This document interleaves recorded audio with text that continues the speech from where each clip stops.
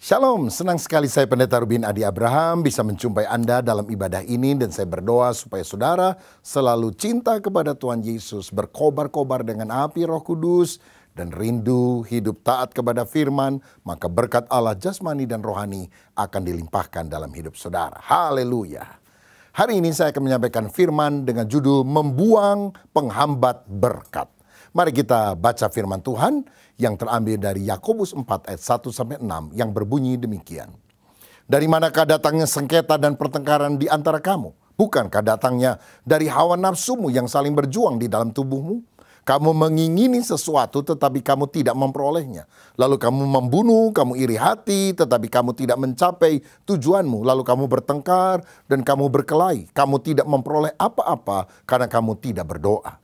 Atau kamu berdoa juga tetapi kamu tidak menerima apa-apa karena kamu salah berdoa. Sebab yang kamu minta itu hendak kamu habiskan untuk memuaskan hawa nafsumu. Ayat 4, hai kamu orang-orang yang tidak setia, tidakkah kamu tahu bahwa persahabatan dengan dunia adalah permusuhan dengan Allah? Jadi barang siapa hendak menjadi sahabat dunia ini, ia menjadikan dirinya musuh Allah. Janganlah kamu menyangka bahwa kitab suci tanpa alasan berkata roh yang ditempatkan Allah di dalam diri kita diingininya dengan cemburu. Tetapi kasih karunia yang dianugerahkannya kepada kita lebih besar daripada itu. Karena itu ia katakan, Allah menentang orang yang congkak tetapi mengasihani orang yang rendah hati. Amin. Saya percaya kita semua ingin diberkati oleh Tuhan dengan berkat rohani dan berkat jasmani. Dan Allah yang kita sembah adalah Allah yang murah hati. Dia ingin memberkati karena kita memang anak-anak yang dicintainya. Alkitab berkata dalam Ulangan pasal 28, jika kamu baik-baik mendengarkan suara Tuhan Allahmu, maka Allah akan mengangkat engkau di antara segala bangsa. Engkau akan tetap naik, tidak akan turun. Engkau akan jadi kepala, engkau tidak akan jadi ekor. Percayakah saudara bahwa hidup di dalam Kristus bukan hidup di bawah kutuk, tapi hidup di dalam berkat Allah. Makanya kita perlu rindu hidup di dalam berkat-Nya yang sejati. Tetapi kita harus waspada karena rupanya ada penghalang-penghalang berkat yang harus disingkirkan. Makanya kita harus membuang penghambat itu, penghalang itu, supaya sungguh-sungguh kita mengalami kelimpahan kasih karunia-Nya. Yesaya 59 ayat 1 dan 2 berkata, sesungguhnya tangan Tuhan tidak kurang panjang untuk menyelamatkan dan pendengarannya tidak kurang tajam untuk mendengar. Tetapi yang merupakan pemisah antara kamu dan Allahmu ialah segala kejahatanmu. Dan yang membuat dia menyembunyikan diri terhadap kamu sehingga ia tidak mendengar ialah segala dosamu. Singkirkan dosa dalam hidup kita, maka sungguh-sungguh berkat itu kita terima. Saudara pernah dengar satu kali ada seorang pergi ke dokter dan bilang, dokter saya punya penyakit aneh. Penyakit apa? Tiap kali saya minum kopi saya sakit mata. Ah, sakit perut kali kata dokter. Oh enggak, sakit perut biasa, ini sakit mata. Dokter bilang sama perawat, tolong siapkan secangkir kopi, kasih gula dikit, kocek dengan sendok kecil. Lalu hidangkan. Begitu orang itu menerima gelas berisi kopi, dia langsung minum tanpa memindahkan sendok kecilnya. Makanya matanya kena kepada sendok itu, sakitlah matanya. Lalu dokter bilang, oh saya tahu mengapa kamu tiap kali minum kopi sakit mata. Singkirkan dulu sendoknya, maka kamu akan menikmati kopi yang sangat enak ini. Begitu juga dalam hidup kita. Kita harus buang segala penghambat berkat, sehingga hal-hal yang baik kita terima dari Tuhan. Nah, di dalam pembacaan Alkitab ini ada 4 hal yang kita harus buang agar berkat itu kita terima. Yang pertama adalah iri hati. Ayat 2 tadi berkata, kamu iri hati tetapi kamu tidak mencapai tujuanmu. Lalu kamu bertengkar dan kamu berkelahi. Iri hati itu bisa menghambat berkat Allah untuk kita terima, saudara. Karena iri hati maka Kain membunuh adiknya Habel. Karena persembahan Habel diterima oleh Tuhan, sedangkan persembahan Kain ditolak oleh Tuhan. Sehingga hatinya panas. Karena iri hati, maka saudara-saudara Yusuf menjebloskan Yusuf ke dalam sumur yang tak berair. Bahkan menjual dia sebagai budak ke Mesir. Karena ketika Yakub memberikan jubah yang maha indah kepada Yusuf dan tidak memberikan hal yang sama kepada saudara-saudaranya, mereka iri. Kenapa? Dia dapat, aku nggak dapat. Bahaya sekali ini iri hati, saudara. Daud adalah seorang yang dipakai oleh Tuhan untuk mengalahkan Goliat dan orang Filistin. Dan Saul begitu senang karena dia punya seorang jagoan yang bisa dia andalkan. Tapi sikap Saul itu berubah 180 derajat. Ketika pulang dari perang, itu wanita-wanita, anak-anak gadis menari-nari dengan rebananya dan berkata, hebat Saul, raja kita mengalahkan ribuan musuh. Tapi yang lebih hebat adalah Daud, dia mengalahkan berlaksa-laksa, artinya berpuluh-puluh ribu musuh. Sejak itu Saul dendam, dengki, iri, tidak suka kepada Daud. Dan orang yang suka iri, roh Allah akan undur daripada dirinya. Dia akan merasa kering. Dia tidak mengalami damai sejahtera di dalam hidupnya. Karena apa? Orang iri tidak mau kalah sama orang lain. Dan karena roh Allah undur daripada dia, dia melakukan hal yang jahat. Dia berkali-kali ingin membunuh Daud. Bahkan kemudian Saul pergi kepada dukun, melakukan dosa, penyembahan berhala, okultisme, berhubungan dengan kuasa gelap. Oh, betapa bahayanya kalau kita membiarkan iri, dengki ada dalam hidup kita. Amsal 4 ayat 23 berkata, jagalah hatimu dengan segala kewaspadaan, karena dari situlah terpancar kehidupan. Saudara, orang yang iri itu biasanya senang lihat orang susah, tapi susah lihat orang senang. Kalau orang maju, kalau orang dipuji, kita nggak suka. Tapi kalau orang ngalami musibah, ngalami masalah, syukur. Ya, bukan bersyukur kepada Tuhan, nyukurin orang itu. Saya mau bilang Tuhan tidak bisa memberkati orang yang volume hatinya sempit. Karena itu kita harus memperluas kapasitas hati kita. Dan kalau kita melihat teman kita, keluarga kita, saudara kita, bahkan saingan kita diberkati, kita berdoa, Tuhan, gilirannya dia diberkati Tuhan. Aku berdoa, biarlah tiba juga giliranku untuk aku diberkati oleh Tuhan. Makanya kita harus buang iri karena itu merugikan diri kita. Saya ingat satu cerita, ada 2 orang businessman yang selalu bersaing, saudara. Nggak mau kalah. Sampai satu kali, businessman yang pertama ini mimpi didatangi malaikat. Lalu malaikat bilang, Tuhan akan memberkati kamu, Tuhan mengabulkan doamu, apa saja yang kamu minta Tuhan akan berikan. Kamu minta 5 mobil mewah, Tuhan kasih. Kamu minta 10 gunung emas, Tuhan kasih.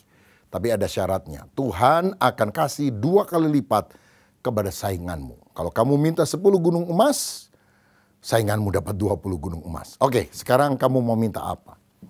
Itu bisnismen tadinya senang karena dia akan dikabulkan apa saja permohonannya, tapi begitu dengar saingannya dapat double porsi, waduh dia gelisah, dia marah, dia tidak mau saingannya lebih hebat daripada dia. Dan setelah berpikir dia bilang, malaikat, saya minta ini aja, tolong mata kiri saya 1 dibuat buta.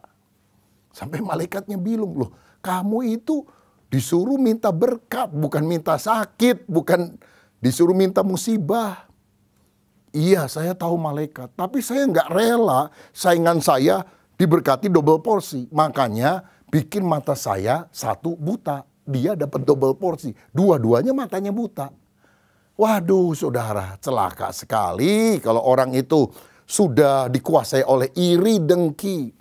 Makanya kita berdoa supaya hati kita lurus, sehingga kita tidak suka iri sama orang lain. Karena tiap orang itu punya berkatnya masing-masing, tiap orang juga punya pergumulannya masing-masing. Biar kita selalu punya hati yang besar, yang lapang, yang bersyukur, dan tidak suka berpikiran jahat kepada orang lain. Jadi, penghambat berkat pertama yang kita harus buang adalah iri hati. Yang kedua, penghambat berkat adalah tidak berdoa. Ayat firman Tuhan tadi, 2b dan 3 berkata, kamu tidak memperoleh apa-apa karena kamu tidak berdoa. Atau kamu berdoa juga tetapi kamu tidak menerima apa-apa karena kamu salah berdoa. Sebab yang kamu minta itu hendak kamu habiskan untuk memuaskan hawa nafsumu. Saudara, kalau kita banyak berdoa, berkat Allah akan dicurahkan dalam hidup kita. Dalam Yeskiel 36 ayat 37 ada satu ayat menarik yang berkata demikian. Beginilah firman Tuhan Allah, dalam hal ini juga aku menginginkan supaya kaum Israel meminta daripadaku apa yang hendak kulakukan bagi mereka, yaitu membuat mereka banyak seperti lautan manusia. Jadi rupanya Tuhan sudah ingin memberkati umatnya. Tetapi Tuhan menunggu umatnya untuk meminta. Ada hal-hal yang Tuhan berikan tanpa kita meminta. Kita nggak usah minta matahari terbit setiap hari, Tuhan akan berikan. Tapi ada hal-hal lain yang Tuhan sudah siapkan dalam gudang persediaannya. Tapi baru diberikan ketika kita meminta kepadanya. Makanya kita harus berdoa. Berdoa meliputi unsur penyembahan, pengucapan syukur, pengakuan dosa. Tapi juga unsur permohonan atau permintaan.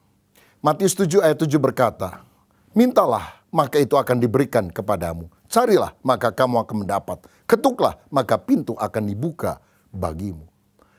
Tuhan juga pernah bilang kepada para muridnya, sampai hari ini kamu belum minta apa-apa. Mintalah kepadaku supaya penuhlah sukacitamu. Saudara, saya ingat ada seorang murid Tuhan yang disebut si lutut onta. Dia adalah Yakobus yang sebetulnya adalah adik secara jasmania daripada Yesus, yang kemudian menjadi penatua di Yerusalem. Dalam Yakobus 5 ayat 16 dia berkata, doa orang yang benar bila dengan yakin didoakan sangat besar kuasanya. Kenapa dia disebut si lutut onta? Karena dia suka berlutut setiap kali doa, sehingga lututnya ini kalau orang Jawa bilang kapalen begitu ya. Artinya mengeras karena sering berlutut. Tapi karena dia berdoa, banyak perkara-perkara ilahi yang Tuhan berikan kepadanya. Saudara, saya pernah mengikuti doa malam di gereja di Korea Selatan. Saya datang ibadahnya mulai jam 10 ya, sampai menjelang jam 1 dini hari. Kita nggak tahu jamnya waktu itu, jadi datangnya itu jam 8 malam. Wih, ternyata saudara itu kapasitas mungkin bisa 15 ribuan lah. Kira-kira 4-5 ribu orang sudah datang lebih awal. Dan orang Korea kalau masuk gereja beda sama orang Indonesia. Orang Indonesia ngobrol kan saudara. Ya. Tapi orang Korea begitu masuk gereja langsung doa sama Tuhan, langsung nyembah Tuhan. Dan saya lihat kalau orang lagi doa sampai larut malam, itu suka goyang-goyang saudara. Badannya goyang-goyang, haleluya, haleluya, haleluya. Itu sebabnya jarang ngantuk saudara. Ya, makanya coba saudara praktekkan kalau doa, haleluya, haleluya, haleluya. Wah, jadi kita nggak ngantuk. Kadang orang Indonesia kalau doa goyang juga, cuma kepalanya doang. Haleluya, kaget dia karena ngantuk. Nah, dan saya lihat di Bukit Doa itu ada 3.000-an orang kira-kira. Jadi kami pergi ke sebuah bukit doa namanya Osanri. Dan saya kaget lihat di Bukit Doa banyak sekali orang berdoa, banyak sekali orang berpuasa. Makanya Korea itu diberkati Tuhan, saudara. Secara ekonomi diberkati, secara budaya itu sekarang menyebar ke seluruh dunia. Secara teknologi merek-merek terkenal berasal dari Korea. Dan banyak orang menjadi anak Tuhan. Karenanya kita harus sadar bahwa kalau kita ingin diberkati Tuhan, kita mesti berdoa. Penghambat berkat yang harus kita singkirkan adalah tidak berdoa. Karena waktu kita tidak suka berdoa, kita tidak bisa meraih berkat yang Tuhan berikan kepada kita. Doa orang yang benar, bila dengan yakin didoakan, sangat besar kuasanya. Saya mau cerita kesaksian sedikit, ini sudah lama. Saya ingat waktu saya dan istri baru nikah, kita honeymoon bulan madu di Bali, saudara-saudara. Lalu kita ikut tur selama 3 hari mengunjungi beberapa tempat wisata. Nah, kebetulan satu hari ketika kita ada di bus pariwisata itu, ada orang Taiwan nawarin kita jeruk, saudara. Saya nggak mau ambil, tapi istri saya ambil, saudara. Lalu dia makan jeruk. Waduh, rasanya enak loh, manis katanya. Ya, jeruk nggak terlalu gede tapi enak. Nah, waktu pulang ke rumah dia hamil, saudara-saudara. Lalu dia ngidam jeruk Bali. Bukan jeruk wali yang gede, tapi jeruk yang dijual di Pulau Bali yang pernah dia coba. Lah saya bilang gimana, kita kan dulu lagi jalan-jalan honeymoon lah, kamu sekarang ngidam. Kok ngidam jeruk yang dijual di Pulau Bali? Iya, tapi rasanya enak ya. Gimana ya, kalau nggak keturutan katanya nanti bayinya bisa ngiler gitu, saudara. Saya bilang, dalam nama Yesus tidak iler-ileran. Tapi istri saya bilang, ya tapi siapa tahu kalau saya bisa makan buah jeruk yang dijual di Bali, waduh pasti enak deh. Jadi saudara, saya cuma ngomong, Tuhan gimana ya caranya? Saya nggak berani berdoa sungguh-sungguh gimana begitu, karena aduh rasanya nggak enak, masa minta jeruk yang dijual di Pulau Bali aja doa sama Tuhan. Tetapi saudara, Allah yang kita sembah adalah Allah yang besar. Tidak ada masalah yang tidak bisa diselesaikan oleh Tuhan, tapi tidak ada masalah yang terlalu kecil juga yang diabaikan oleh Tuhan. Beberapa hari kemudian, saya terima telepon. Dan orang di ujung telepon berkata, Pak Rubin, kami mau undang Anda ya, khotbah di presenter. Di mana Pak? Saya bilang, Denpasar. Tanggal berapa? Tanggal sekian. Saya lihat jadwal saya, memang agak padat sebelum dan setelahnya. Tapi tanggal itu 1-2 hari masih kosong. Saya bilang, oke deh, saya catat. Saudara, begitu saya tutup telepon, saya pikir, yang undang dari Denpasar. Denpasar kan Bali, saya bilang. Lalu saya masuk kamar, saya bilang sama istri, kamu minta apa? Jeruk yang dijual di Pulau Bali, saya belikan. Loh, gimana caranya? Yehova Jireh, Tuhan menyediakan.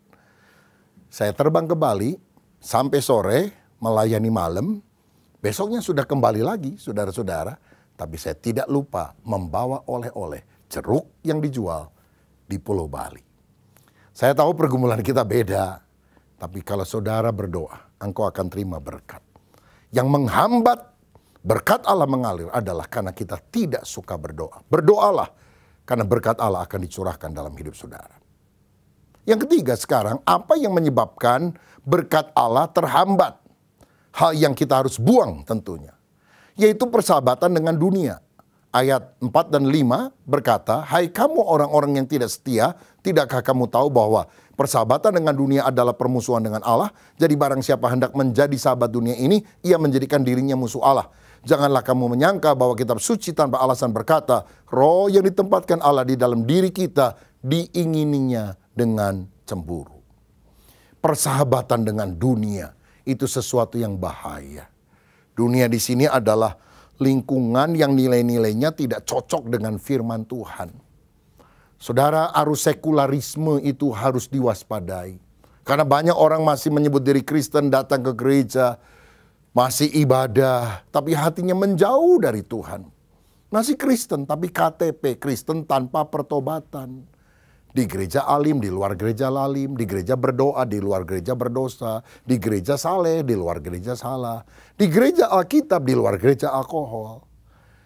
Lalu kita, walaupun menyebut diri orang beragama, ikut arus duniawi. Seorang pujangga Jawa bernama Ronggo Warsito pernah berkata, zaman ini zaman edan, sing ora edan ora keduman. Artinya zaman ini zaman edan. Kalau kita nggak ikut-ikutan edan, nggak kebagian kita. Makanya banyak orang kemudian kompromi dengan lingkungan sekitar, tidak taat kepada firman karena kompromi. Karena kalau nggak ikut seperti orang dunia, waduh kita nggak kebagian keuntungan. Seperti satu orang mau masuk ke sebuah perusahaan lalu dites. Pertanyaannya gini, 2 tambah 2 berapa? Orang itu bingung, kok mau masuk perusahaan? Gampang banget ini soalnya. Dia bilang 4 Pak. Langsung orang itu bilang keluar, Anda tidak diterima. Bingung dia, kok 2 tambah 2 4 salah. Nah orang kedua disuruh maju. Dia bingung karena dia dengar yang pertama itu dikasih pertanyaan itu. Kok salah ya? Lalu ditanya pertanyaan sama. 2 tambah 2 berapa? 5 Pak, 5. Dia bilang siapa tahu kalau 4 salah 5 benar. Ini pimpinan berkata, keluar, kamu juga tidak diterima. Karena apa? Rupanya 2 tambah 2, 4. Ini pimpinan bilang, wah ini orang saklek nih, punya pendirian. Apa yang benar dia katakan benar. Nggak bisa diajak kompromi nih orang. Tapi 2 tambah 2, 5. Orang ini licik juga ini. Akalnya banyak ini. Jangan-jangan dia nipu kita juga. Keluar, Anda tidak terima. Yang terakhir, datang menghadap. Dia tambah bingung, berapa ya maunya 2 tambah 2 di kantor ini. 2 tambah 2 berapa? Tiba-tiba dia dapat akal. Gini Pak, itu sih terserah Bapak aja. Mau 2 tambah 2, 4 boleh, 5 boleh, 10 boleh. Pokoknya ABS, asal Babe seneng, saya juga ikut seneng. Langsung orang itu bilang, kamu diterima saat ini juga. Ya, kamu harus belajar menyesuaikan diri dengan apa yang saya perintahkan. Loh, kalau saudara mau keuntungan sesaat, nggak usah punya prinsip, kompromi saja, ikuti saja, walaupun bertentangan dengan hati nuranimu, engkau mungkin bisa mendapatkan lebih banyak uang. Tapi ingat, kita harus berhadapan dengan tahta pengadilan Kristus. Dan kita harus bertanggung jawab kepada Tuhan. Nah saudara, jangan kita seperti Lot yang pindah ke dekat Sodom, lama-lama masuk ke kota Sodom, lama-lama jadi penatua di kota Sodom. Orang yang bersahabat dengan dunia akan menyesuaikan diri dengan dunia. Dia akan dicemari oleh dunia dan dia akan serupa dengan dunia, lalu dihukum bersama dengan dunia. Nah karena itu mari kita sadar, bukannya kita meninggalkan dunia ini, kita masih tinggal di dunia, tapi harus beda dengan orang duniawi. Jangan ikuti arus seperti ikan yang berenang di lautan yang asin, dia tidak asin saudara. Kecuali ikan itu ditangkap oleh nelayan, mati, digarami, maka jadi ikan asin. Mari kita menjadi orang yang menentang arus saudara-saudara. Jangan hanya ikut arus dunia. Kadang-kadang orang Kristen dan non-Kristen sekarang sulit dibedakan. Orang non-Kristen nipu orang Kristen nipu orang non-Kristen utang nggak mau bayar, orang Kristen juga utang nggak mau bayar. Lalu apa bedanya? Hari-hari ini Tuhan sedang melakukan pemisahan antara orang yang benar dengan orang yang berdosa. Wahyu 22 ayat 11 berkata, yang cemar akan semakin cemar, yang jahat akan semakin jahat, tapi yang benar akan semakin benar. Tuhan memisahkan lalang dan gandum. Tuhan memisahkan anak dara yang bodoh dan anak dara yang pandai. Dan Maleakhi 3 ayat 18 berkata, dan engkau akan melihat kembali perbedaan antara orang yang beribadah kepada Allah dan tidak beribadah kepadanya. Ayo saudara, kalau jadi orang Kristen, kita menunjukkan ciri hidup kita seperti Kristus, bukan mirip dunia. Orang Kristen mesti bisa dibedakan sama orang yang tidak percaya. Dan dengan demikian, kita akan berkenan kepada Tuhan. Karena penghambat ketiga dari hidup tidak diberkati, rohani dan jasmani adalah persahabatan dengan dunia. Dan yang terakhir, yang keempat, apa penghambat berkat yang harus kita buang dalam kehidupan kita? Kesombongan. Ayat 6 tadi berkata, tetapi kasih karunia yang dianugerahkannya kepada kita lebih besar daripada itu. Karena itu ia katakan, Allah menentang orang yang congkak, tetapi mengasihani orang yang rendah hati. Saudara, Tuhan mau kita hidup dalam kerendahan hati. Jangan sombong. Jangan seperti orang Farisi. Waktu doa di Bait Allah dia bilang, aku orang baik. Aku suka doa puasa. Aku suka kasih persembahan. Dan aku nggak sama seperti pemungut cukai yang di belakang itu. Memegahkan diri, menyombongkan diri.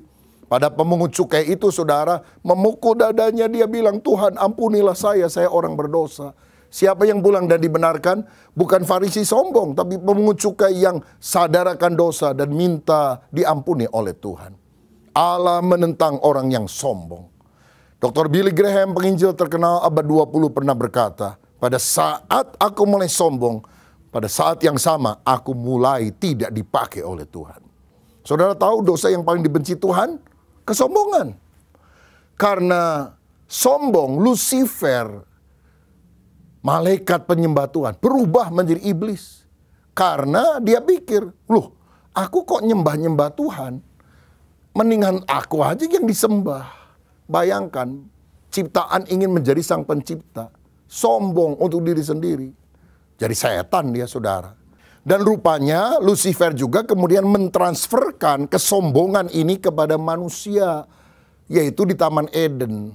Godaannya apa? Kalau kamu ingin menjadi seperti Allah, makan buah yang di tengah. Loh, ini makhluk ingin menjadi Halik. Yang dicipta ingin menjadi sang pencipta. Sombong. Makanya Adam dan Hawa berdosa makan buah yang di tengah, lalu diusir dari Taman Eden. Kita mesti hati-hati, saudara, jangan sampai sombong. Di atas langit masih ada langit ya. Kita harus sadar semuanya ini anugerah Tuhan. Suatu kali ada orang ke toko kain, lalu kemudian dia ngomong gini sama penjual, ini kain semeter berapa? Ya, dia tunjuk begini, kenapa? Karena rupanya jarinya penuh dengan cincin emas. Ini kain semeter berapa? Yang punya toko jengkel juga.